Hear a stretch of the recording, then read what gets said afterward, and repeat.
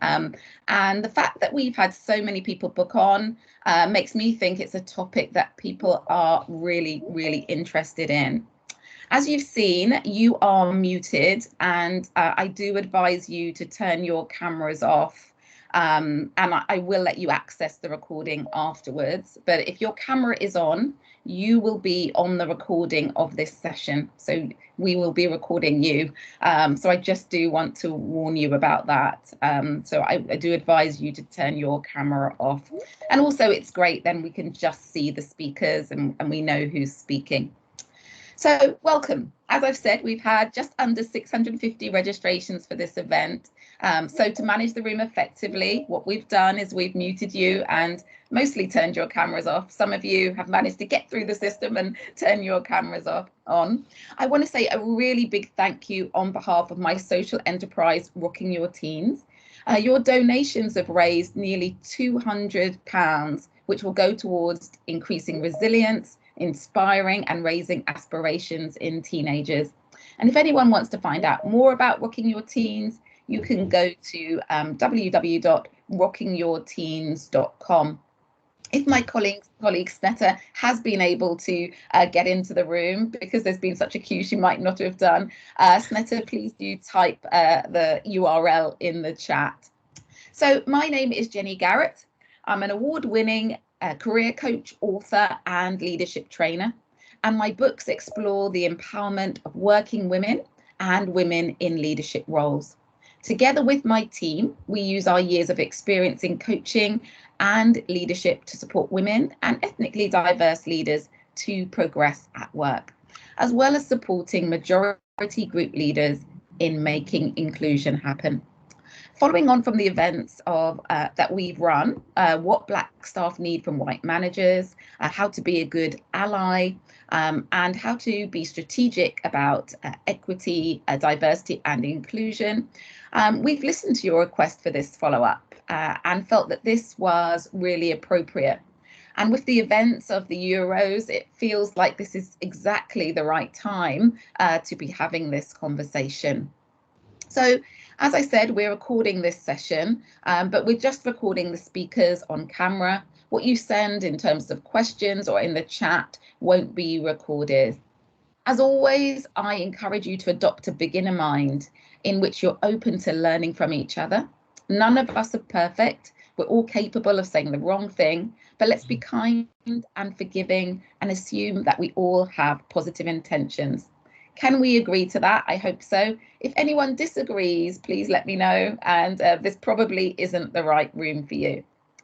During this session, experienced coaches Claudia Crawley, Sadia Salam and Marie Looney, all listed in the Diverse Coaching Directory, directory which connects corporate organisations with coaches from Black, Asian and minority backgrounds, will discuss approaches that you can take as white leaders to support your colleagues. And my colleague Snetta, again, will just type in the chat a link to that directory so that you can find out more about it if you wish to. So how will this session run? Well, Claudia, Sadia and Marie will briefly introduce themselves. I'll start off by asking them some questions, and then we're going to open it up to you for your questions too and reflections. We'll keep an eye on the chat throughout. The great thing about Teams is that if someone puts a question in the chat, you can kind of give it a thumbs up and you can say, yeah, I think this is a great question, please ask it. So if you see a question that you think, I really want Jenny to ask that question to her fellow coaches, give it a thumbs up and I can make sure that I ask that question for you. So the hashtag for this event is Race at Work. And our socials are at Maria Looney for Maria, at Claudia WPC for Claudia, at Jennifer Garrett for me, at Celia Salam Coaching for Sadia, and also at BAME Exec for our directory. But again, my colleague is going to put that in the chat for you. So it's much easier than trying to remember what I've just shared. Big thanks to Snetta for being here and supporting us. So according to research from the CIPD, the biggest barrier to talking about race in the workplace was lack of trust. Trust in senior management is a big differentiator, and it's bigger than ethnicity in terms of the levels of comfort in talking about race. With strong trust in senior management, comfort talking to human resources is 73%. With weak trust, it's only 47%. And in this panel and Q&A, we're going to discuss the importance of discussions about race at work, how to develop your vocabulary to discuss race with your colleagues, and pitfalls to avoid, and the right mindset to have this approach. So I'm going to try and share a poll. Let's see if it works. Sometimes Teams is a little bit slow for me. It's whirring, and we'll see if we get there. It says it's loading. Great. So I'm launching a poll. Hopefully you'll be able to see it in the chat. And the poll is asking you how you find talking about race at work. Do you find it difficult because you don't want to make a mistake? Difficult because you don't know how to start the conversation? Difficult because you're not sure you have a robust enough relationship with the person? Uncomfortable, but you do it anyway? Easy, and something you do all of the time? So if you click on the answer, it should come up on your screen in a box, and then submit. That would be fantastic. Hopefully you can all see it. Sorry if you can't, it might be about the device or just might be about Teams itself. Okay, I'm going to view the results and see what's coming up. Okay, so the highest at the moment is uncomfortable, but I do it anyway. We've had 177 votes so far, and it's growing. So uncomfortable, but I do it anyway is 34%. Second to that is difficult because I don't want to make a mistake, and that's about 26% of you. So those are the two highest, closely followed by easy, and then difficult because I don't know how to start the conversation. And the smallest amount is difficult because I'm not sure I have a robust enough relationship. So we're up to 190 votes now and growing, but it doesn't seem to have changed that. Uncomfortable, but I do it anyway. So really pleased that a third of you find it uncomfortable, but do it anyway. You're not letting that hold you back. And I think that's really, really great to hear. Hopefully, well, I'm sure that going through this session today will equip you more to feel less uncomfortable, and those who are not doing it to take that leap. It's always great to know who's in the room as well. So I've got another quick poll just to know, are you a senior leader, human resources professional, DEI professional, line manager, aspiring leader, or founder? That would be great to know. Thanks to those who are telling me things like you're in between a couple of the areas on the poll. Great to know. So thank you very much.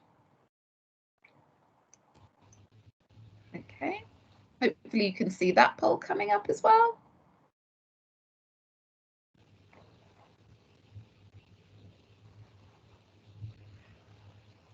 Yes, someone who sent a message asking me to admit people in the waiting room. I'm trying. It's quite hard on Teams to be doing a poll and also admitting people, but I'm doing my best. Thank you. They're joining us now.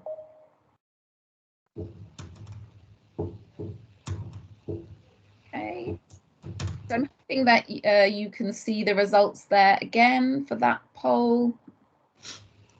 Let's see who are the main people in the room.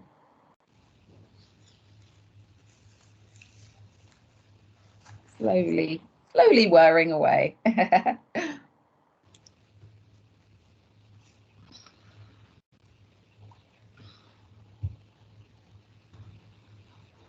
And it's great that you're such an active audience, which I'm really, really enjoying. It's great to have you all participating. So we've had 181 votes. 24% of you are senior managers, 29% are line managers, 23% aspiring leaders, And then we have 13% diversity, equity and inclusion professionals, and then a sprinkling of HR professionals and founders. And the very last poll we're going to have is about your heritage. We're talking about race, so I think it's important for us to get race in the room. So really good to hear, what is your heritage? You mixed or multiple ethnic groups? Are you Asian? Are you Black, African, Caribbean, white, or are you another ethnic group? So again, please do submit. So 59% of you, 61% of you now are saying that you're white, 22% Black, African and Caribbean, 9% Asian, 7% mixed, and 3% other ethnic group. And that's with 199 votes. So we've got to know each other a bit. We're understanding what some of your challenges are and your comfort levels. We're understanding who's in the room in terms of seniority and also ethnicity. And everyone here is completely welcome. So really, really, really great to see you here. So let's start with asking our wonderful panelists to start introducing themselves. Claudia, please could you introduce yourself? Don't forget to unmute. Oh, she disappeared. Are you there, Claudia? Oh, you're there. Great. Yeah? Yes, we can hear you. Yes, well, I'm Claudia Crawley, and I'm from Winning Pathways Coaching. That's my business. Now, I arrived here from Jamaica at the age of 4. I knew absolutely nothing about fog, drizzle, full meal, or racism, but I do now. And I'm an author. I'm just about to finish my 4th book, an award-winning mentor, an executive and career coach for women, and a coach for Black staff facing challenges at work. I've got 25 plus years experience of anti-racist activism under my belt, and that involved delivering anti-racist training to white staff and running support groups for Black and Asian workers. As a member of the Women's Equality Party, I currently lead their Race Equality Allies group, fantastic group of women, and I'm still navigating the British fog and the drizzle. So that's me. Wonderful, thank you. Great introduction there. And Claudia's been a great panelist in the past on our session, so I'm sure some of you will recognise her. Sadia. Good morning. So I'm Sadia Salar. I'm Welsh and I originate from Bangladesh. I was born in Cardiff, and I'm a coach, an inclusion facilitator and a recovering lawyer. So I started life as a corporate lawyer, and I did that for 20 odd years, both in a law firm here in the city and also in-house as head of legal. And now I use my coaching experience and my corporate experience and lived experiences to help women and ethnically diverse leaders who have great careers but may feel stuck or may have a really overactive negative inner voice, or just a real itch to do something bigger. And I support them, and I also support organisations to have the conversations they really need to have to create inclusive cultures. And it's great to be here today. Thanks so much, Sadia. And last but definitely not least, Marie. Hi everyone, I'm Marie Loney. I have a Caribbean background. My parents are from Trinidad and Tobago. I'm a Londoner. I was born and raised in the UK. I have a relationship with the Caribbean, so I go back very frequently to see family and friends. It's quite interesting, the makeup of Trinidad, because like a lot of the Caribbean, it's quite multicultural. Trinidad has a Chinese population, as well as an African population, as well as an Indian population, as well as a Caucasian population. So it's a nice mix of cultures. And that's what I say that because that's what I'm kind of used to, a lovely mix of cultures. So yes, I am a well-being business coach. I have a creative background. I started my career in textiles fashion. So I was fabulously and glamorously being creative, designing collections, women wear collections, and showing my collections around the world in London and Paris and LA. And it was absolutely amazing, absolutely great. But it was also a very pressurized environment, extremely pressurized. And even though it was exciting, there was also a lot of demand, a lot of stress, a lot of anxiety and exhaustion, which kind of repeated, all of those repeated sort of emotions led to kind of a lot of burnout. So I started to work with businesses in the East End of London, consulting with businesses to support them with their business and also wellbeing challenges. I started in education, working with Central St Martin's as an associate lecturer, working in the fashion school there as well, and started to complete some research around emotional well-being within businesses and addressing those issues. So currently I'm working with clients to develop well-being strategies around resilience, communication channels, and support businesses on that way. And yes, I am still quite creative. I do some drawings and some pictures, and yeah, sometimes I do that with my clients as well. Thank you. Amazing, amazing. Thank you so much. What a diversity you all bring, whether it's your heritage, whether it's your experience, whether it's your outlook and approach. There's so much diversity here in this room, along with, I think there are now nearly 350 people in this event. So wow, what an amazing conversation we're going to have. So let's just get straight into it. I want to know, why do you think discussions about race at work are important? And I'm going to start straight back with you, Marie. Why is this important? Why do we need to have these conversations in the first place?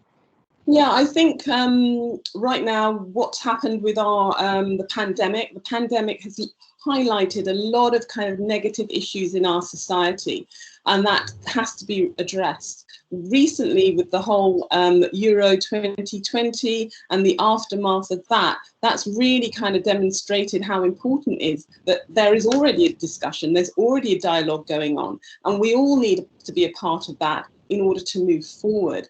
Because right now, the race issue is at boiling point. We can't hide it under a rug anymore. We need to have that dialogue. So diverse workplaces are shown to be richer, with greater range of talent. They've been shown to have the diverse community helps to understand the client base. So that means their needs are being addressed. So that means there's more productivity, more success, more efficiency, and there's more effectivity. Research by McKinsey & Co. actually demonstrates that diversity within organizations become more effective, more profitable, and more successful. So it's really important that together we come together and start to discuss race. Thank you so much. That's so compelling. And don't worry, everyone, we will send you links to research reports that we referenced today. So don't worry, you will get those, because that McKinsey report is often quoted and highly relevant. And they've done two versions of it, a version of 2015 and a more updated version. But luckily, our lovely Snetta, she's posted it in the chat already as well. So you've got it immediately. Thank you very much. The same question to you, Sadia. What are your thoughts about why this is so important? Why these conversations about race make a difference or matter? Sure. For me, it's like opening an invisible door. When you open that door and start having conversations about race, you give permission to people to bring their whole self to work, to talk about everything that they want to talk about. There is no limits. I remember in my career, the first 10 years was all about work. I never spoke about race at work until I was 33. And when I did, and the reason I spoke about race was the organisation I joined had an employee resource group for ethnic minorities, and I was invited to a meeting. I was invited to sit at a table and talk about race. Nobody ever told me that I couldn't talk about race. but I just never heard anybody talk about it. And so I didn't talk about it. I just talked about work and what everybody else was talking about, and it wasn't race. But as soon as that door was open for me and I did talk about race, it was like a switch inside went on. And I started talking more and more about myself. I was so much happier at work than I'd ever been before, and everybody around me was talking about it. And I always say that organisations can be diverse, but you have to activate that diversity. Having a diverse workforce doesn't mean anything if they can't talk and they can't bring themselves to whole selves to work. And talking about race gives everybody permission, everybody in the organisation, to talk about something about themselves. I love that. You have to activate it. And imagine, you know, those of you, I think it was around 61% of you or so said you were white, you defined your heritage as white. Think about that, you know, think about the fact that you couldn't talk about part of yourself for 33 years of your life in a work environment. Just imagine what that might feel like, and that sort of holding that back or not feeling that you have permission to have that conversation, and also how liberating it is when you can. Claudia, your thoughts on this, on the same question? You're muted at the moment, Claudia. Can you hear me now? Yes. All right, okay. One of the things we all need to remember is that the workplace is actually a microcosm of the wider world. So what happens outside happens in the workplace. It contains the same prejudices, the same acts of discrimination, the same inequalities, and the same systemic racism. And it plays a part in keeping Black and Asian people down. I'll give you some examples. There's a recent TUC survey that found that Black and Asian workers are more likely to be turned down for jobs and promotion. Black and Asian minority ethnic NHS staff are disproportionately more likely to get infected by COVID-19 or die from it. Black NHS midwives in London are disproportionately more likely to face disciplinary proceedings and dismissal than their white counterparts.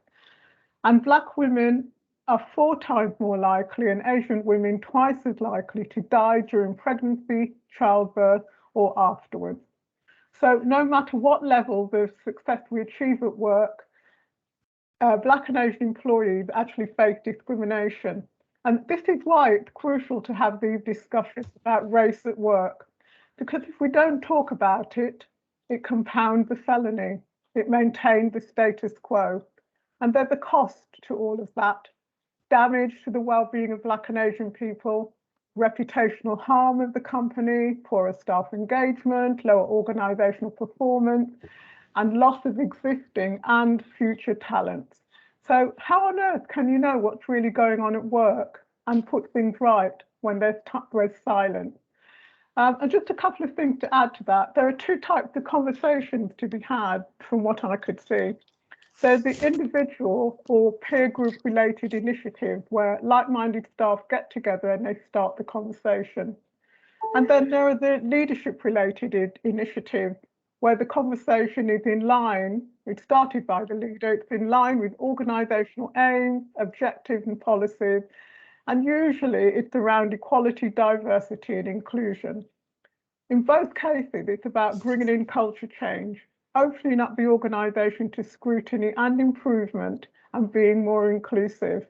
And one of the things I was really impressed with, one of my clients, the team manager, she opened the conversation up with her team with something really simple.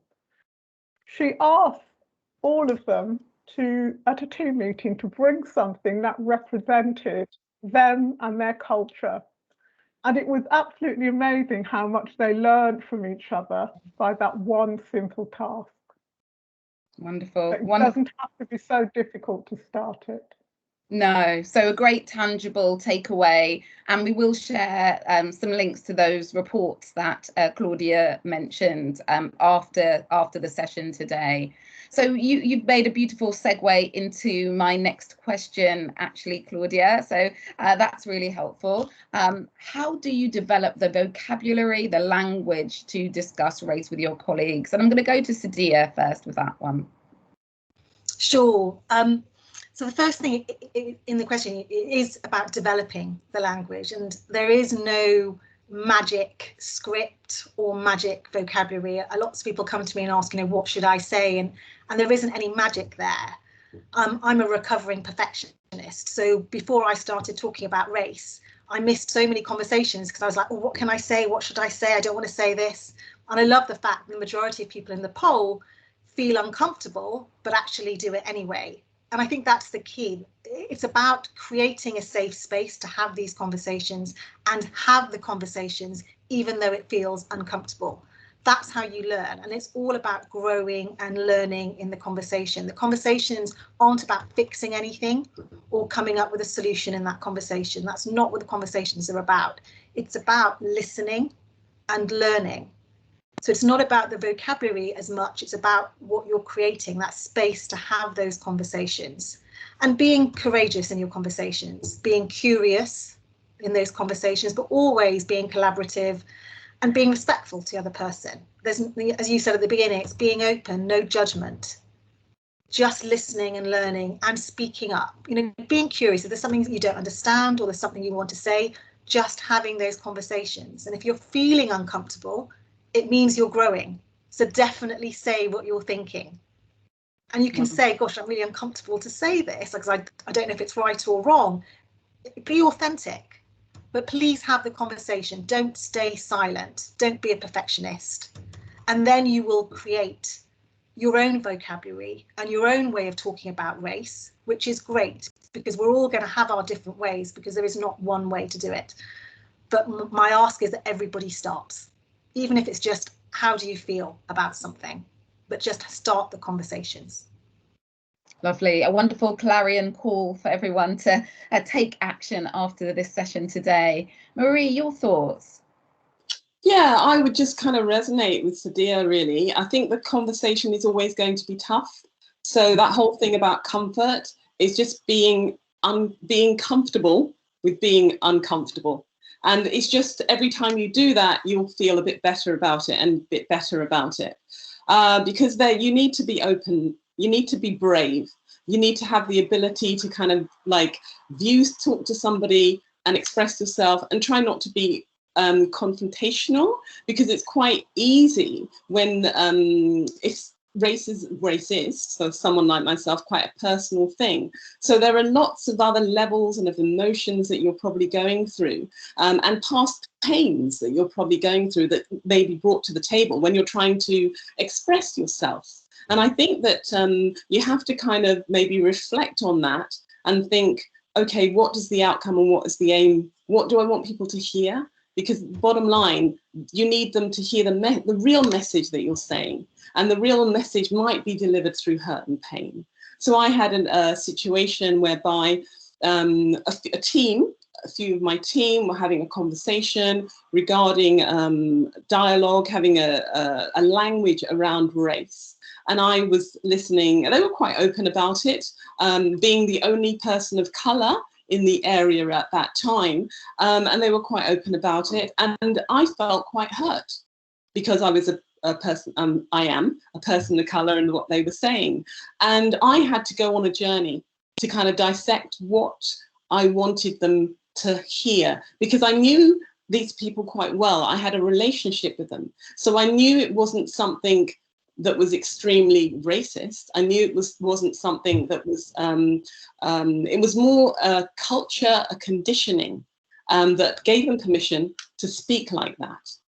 So I had to go away and really reflect, have a few discussions with people who I felt psychologically safe with. So that means people who I didn't feel that would embarrass me or reject me or punish me for my thoughts.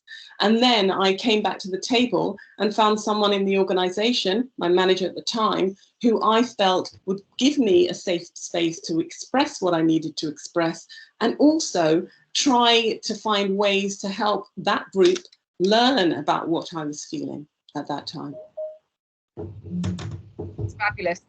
I love what you said there, because you've described the lived experience, you've described why that matters, and you've also explained how important it is the environment is right. It's not just the language. It's not just what you say and how you say it, but what else is going on around that. And I think there are a number of things to consider. It can feel like a minefield, but also what you said is, come at it with the right intention. And some curiosity and some openness, and it's definitely going to land, and it's going to make a difference. I want to skip now to sort of a last question here. What are the pitfalls to avoid and the mindset to approach talking about race at work? And I'm going to go to you, Claudia. Okay, I'm not en route, am I? Yeah. Okay, pitfalls. A lot of it is defensiveness or being aggressive, breaking down in tears when you get it wrong. None of these things are conducive to learning. And that's one of the reasons for these conversations, because it is very much about learning. Other pitfalls: gaslighting other people, blaming them for your discomfort, or just shutting down a conversation and walking away. I mean, that's the recipe for divisions and conflict within the organisation.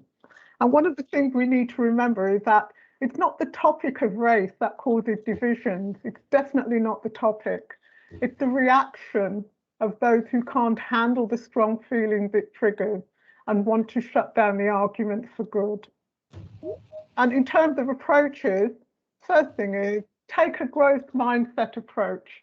I don't know how many of you are familiar with Carol Dweck, the American social psychologist, but in her research, she found that people with growth mindset actually thrive on challenges, and they see failure and mistakes as opportunities for developing their existing abilities. So when you approach it with a growth mindset, you're much more likely you're taking risks, but you're stretching yourself and you're learning. And this is the approach we actually need to take when we decide to talk about race. We also need to approach the conversation with a desire to be inclusive, because that's what it's all about. If we can't talk about what's happening in the workplace or what's happening outside the workplace, for example, the death of George Floyd or the racist abuse toward Rashford, Sancho and Saka, those issues affect Black and Asian staff. And if we can't talk about those, how can we call the organisation inclusive? And finally, be respectful. Remember, racists might make us angry and frustrated. We might want to put a permanent dip on their mouths. But at the end of the day, we are all human beings, whatever our views. And these conversations are about enabling learning and change, and neither will be achieved when we fail to be respectful. And just a call for leaders: you've got a responsibility for aligning these conversations with the organisation's aims and objectives, purpose and mission. And you'll get a better chance of adoption much more widely when you do. So you need to be prepared to take the feedback, both the positive and the negative, that conversations such as these generate. Wonderful, wonderful. Very, very comprehensive response. I'll go to you, Marie, next. I can't hear you at the moment. Yeah, there you go. So yeah, I would kind of there again resonate with some of the things that Claudia was actually saying there, but it needs to, a strategy needs to be adopted, and it needs to be adopted through the culture of the organisation. Yes, the aims and the objectives, and yes, also that there needs to be clear communication, because if there isn't clear communication, then there might be issues that would happen. There may be, as Chloe was saying,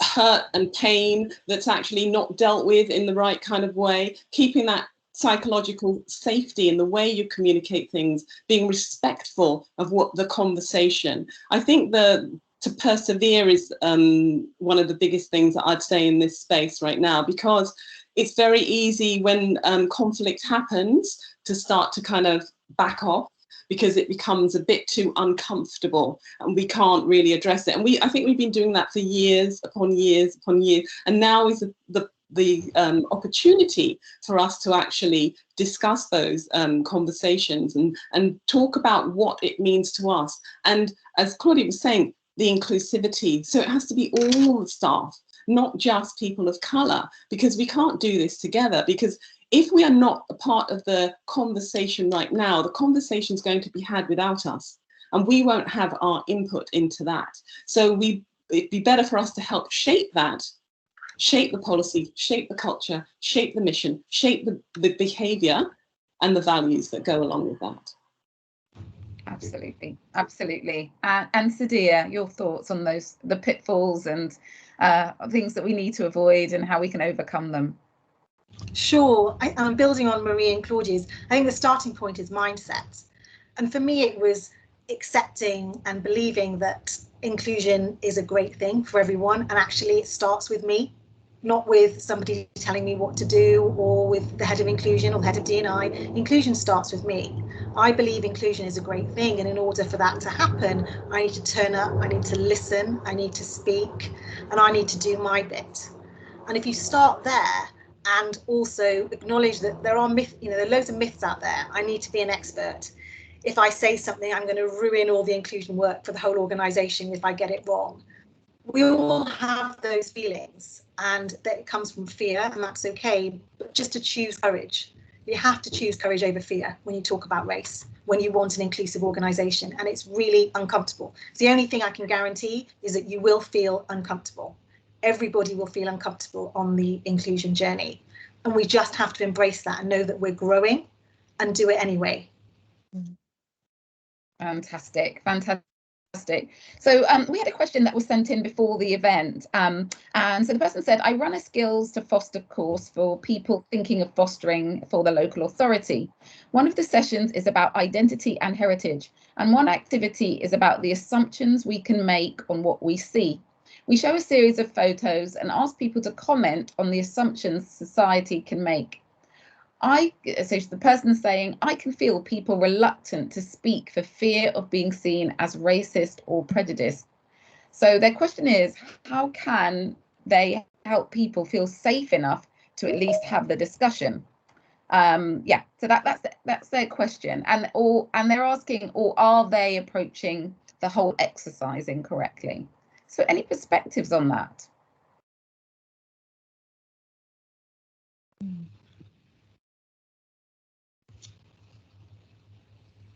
So I would say that in terms of the, if we go back to that psychological safety kind of exercise where there is a space that they create. So that space might be storytelling. And they might start by somebody else talking about their uncomfortable situation of how they've addressed issues around race, or what they think about race, because we all, as people and of people of colour, we all have different experiences. So what I might bring to the table, Sadia brings something else to the table, and Claudia and yourself will all bring something to the table. So maybe it's about having those kind of conversations and making, supporting people to understand that it's a safe space for them to talk and be open and be brave and courageous. So there's a few steps, because it is a journey, and there's a few steps that they have to go through before they can actually discuss that kind of question. Yeah, we'll have that conversation, I think. Yeah, absolutely. I personally, as well, in my experience, a bit of your own self-disclosure. So I might say, this group of people, I've grown up with this view, and I had to educate myself to know that's not true, but still sometimes I fall into those traps. So I think the person who asked that question as well, your own self-disclosure, by sharing maybe a stereotype you have or a biased view that you've had, can be helpful, because being the first person to share it can be really difficult. I think it's a useful exercise, but absolutely is about creating the safe space, as Marie has said. We've got a question here which speaks to this idea of overreaction and defensiveness. And I think it's a really good question. How do you know yourself if you're overacting and being defensive? What does that look like? How do you know that you haven't got the right mindset? So what would tell you that? Any ideas? Yeah, I would say it comes right down to what you are feeling in that particular moment. We know when we're feeling uncomfortable. We know when we're feeling anger or sadness or whatever. It's just about taking the time to actually feel what you're feeling and acknowledge it. That will speak volumes about what's going on for you in that particular moment. Yeah.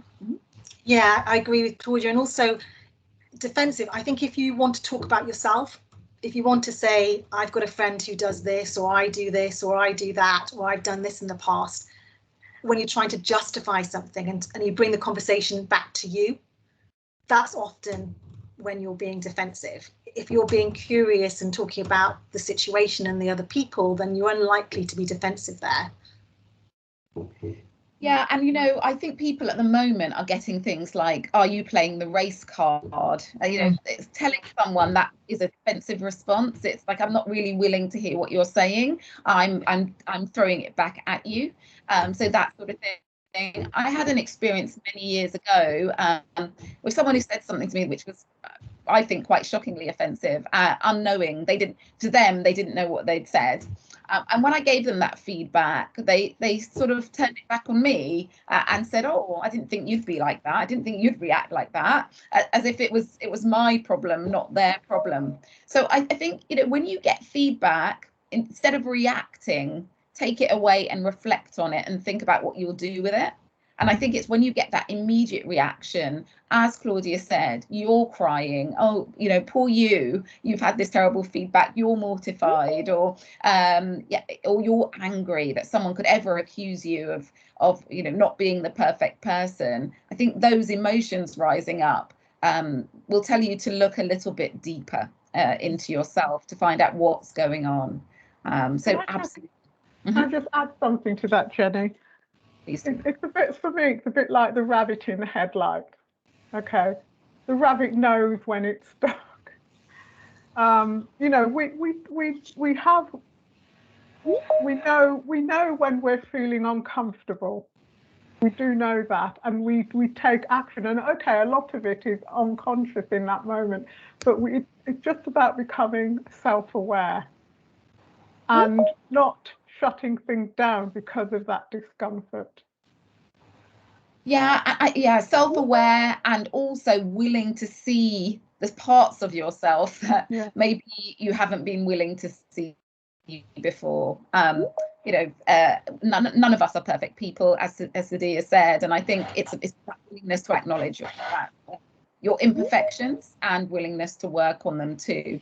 I mean, there's an amazing book called White Fragility, which I would highly recommend. If you're feeling fragile around this, if you're feeling defensive around this, if you're not sure how to react or feeling so uncomfortable about having these types of conversations, I think that would be a really good book. And there's also a CIPD resource, how to talk about race at work, and everything the CIP does is very practical. So I would encourage you to look at that. And there's also a BITC toolkit, Business in the Community toolkit as well, which is about talking about race at work. So there are resources out there to help you, and it's not up to your colleagues to educate you. It's really up to you to find these resources in order to move the conversation forward. I've noticed in the chat that some of you are talking about racism and some of you are talking about race. I mean, obviously they can come together, but we're not specifically talking about challenging people about racism. We're talking about bringing race into the conversation.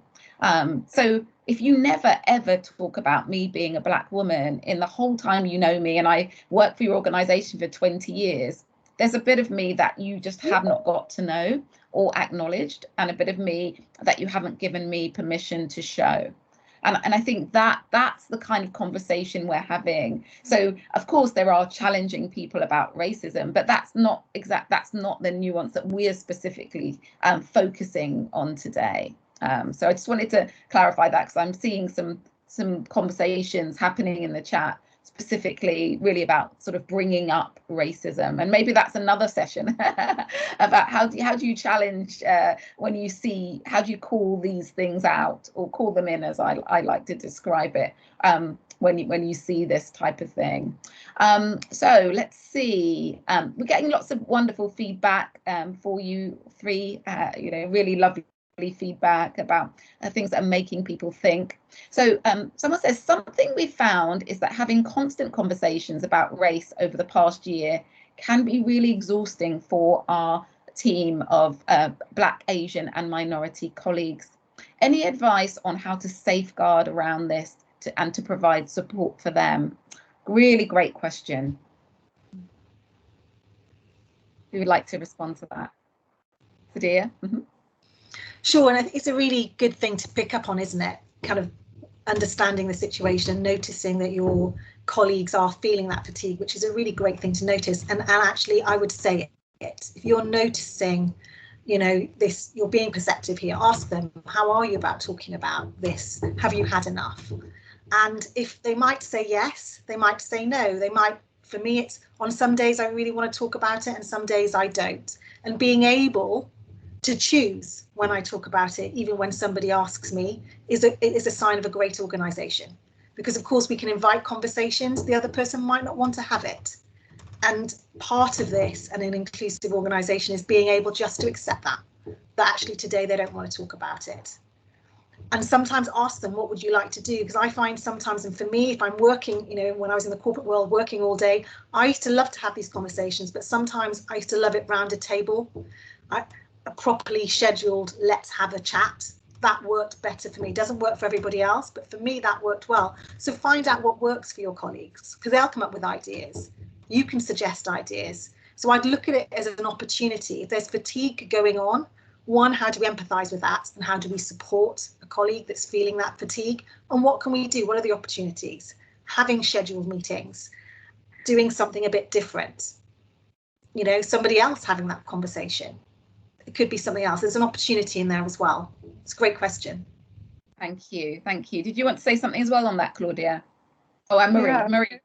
So I'll go to Marie. I'll go to you afterwards, Marie. Sorry, I've got me. I can go next.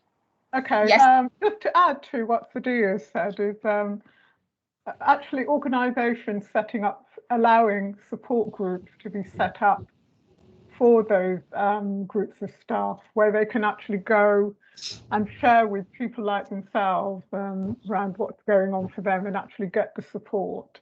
So, I mean, that's just the one thing I would add to that. Lovely. Anne-Marie? Yeah, I was going back to my famous psychological safe space. It's probably really interesting to think about, and my creative space, to think about ways where you could creatively, support your teams. So it could be, one is definitely about co-creating, as Sadia was saying. It's asking them what they want, when they want, how they want, what works for them. So if they could co-create that opportunity when they do things, that would be, and how they do it, that would be really helpful. I think also being creative, because I think it was Claudia that said that there was one exercise where people brought in something from their native land or something like that. So have creative things happening, storytelling happening. Let's try and, it's a very serious conversation. I'm not saying let's make it light-hearted and joke about it, but let's not make it so serious. Yeah, completely see that.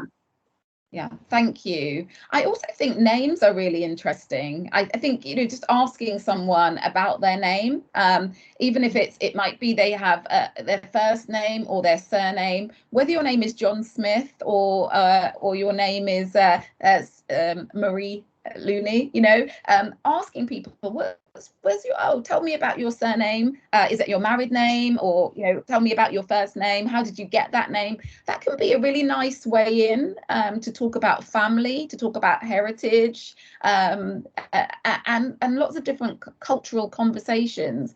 So even if you just talk about your own name, maybe your name came because it was your mother's name or your dad's name, and it's gone through the family and it comes from Scotland or Wales or or South Africa or wherever, all of that can be a way into a deeper conversation. And even just what did you do at the weekend?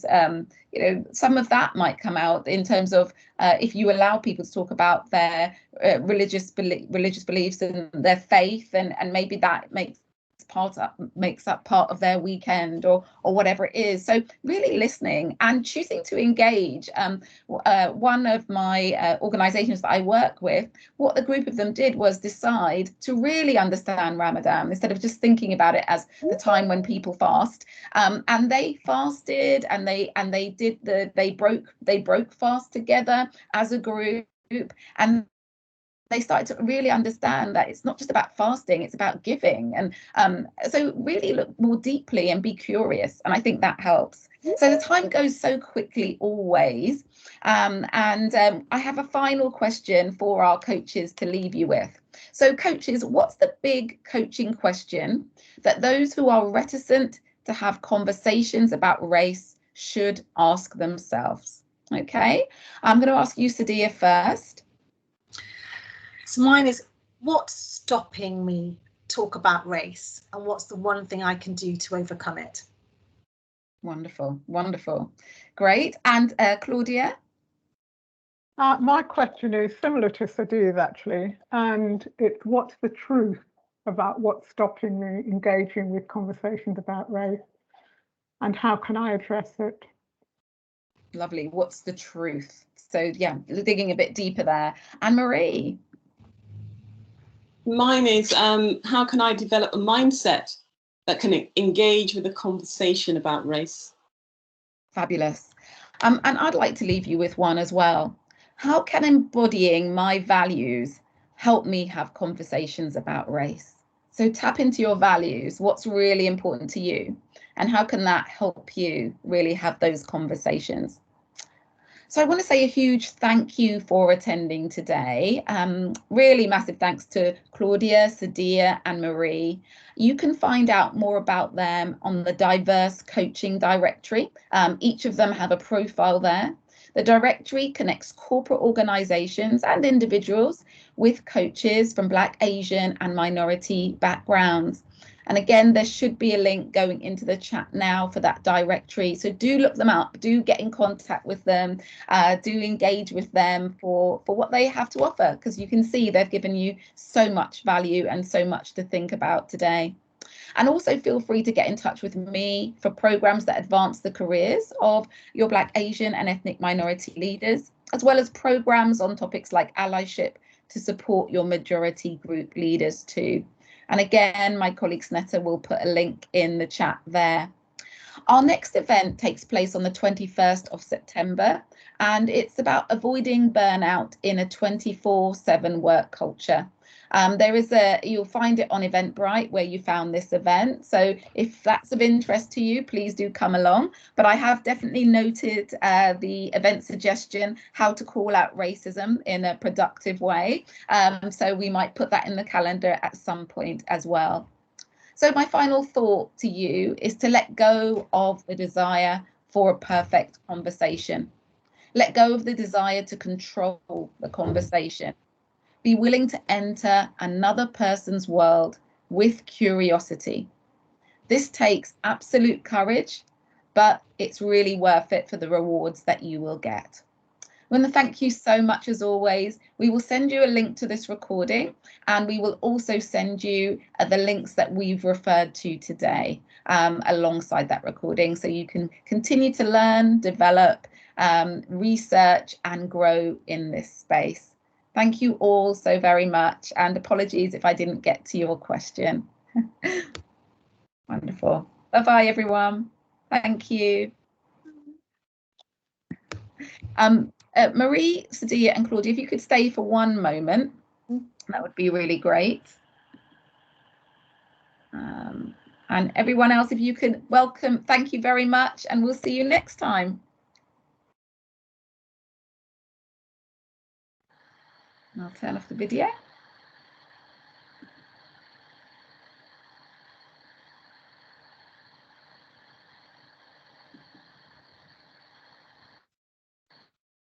How many people did we have in there? A good 350. Right, because there were people coming in right at the end as well. Yeah, they were. I don't know if some people